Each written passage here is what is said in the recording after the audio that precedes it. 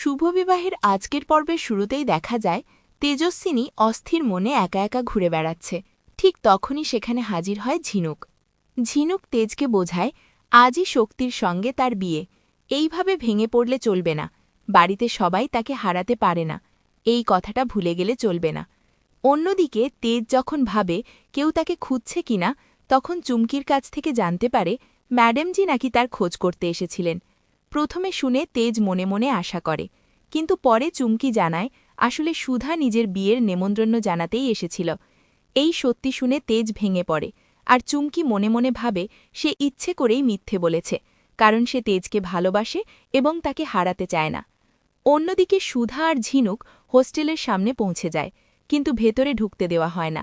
Principal জানিয়ে দেন বসু মল্লিক পরিবারের নির্দেশে তেজস্বিনীকে তখনই ছাড়া যাবে যখন সুধা কিংসুককে বিয়ে করে একটি সম্পূর্ণ পরিবার দেবে। সুধা এটাকে চক্রান্ত ও ব্ল্যাকমেল বলে প্রতিবাদ করলেও পরিস্থিতি তার বিপক্ষে চলে যায়।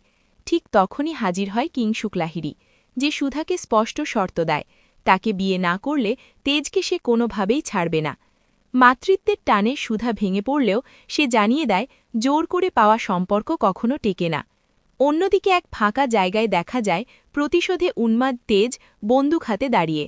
চুমকিটাকে থামানোর চেষ্টা করে জানায় এই পথে গেলে সারা জীবন জেলের অন্ধকারে কাটবে, কিন্তু তেজ বলে সে হারানোর মতো আর কিছু রাখে না। চুমকি কান্নায় ভেঙে পড়ে নিজের ভালোবাসার কথা স্বীকার করে। তেজও জানায় সে সুধাকে ভালোবাসত, কিন্তু এখন চুমকিকেই নিয়ে সংসার করতে চায়। তবুও প্রতিশোধ ছাড়া সে পিছবে না। এদিকে সুধা নিজের জীবনের সব অপমান, চরিত্র হনন আর ত্যাগের কথা সামনে আনে। জানায় পরিবারের স্বার্থে সে বারবার বিকিয়ে গেছে, তবু বিশ্বাস করে তার সিঁদুরের শক্তি। পর্বের শেষে রহস্যময়ভাবে এক বন্দুকধারীর আগমন আর সুধার অটল বিশ্বাস, এই দুয়ের সংঘাতে গল্প আরও ভয়ঙ্কর মোড় নেয়। এই নাটকীয় উত্তেজনার মধ্যেই আজকের পর্ব শেষ হয়।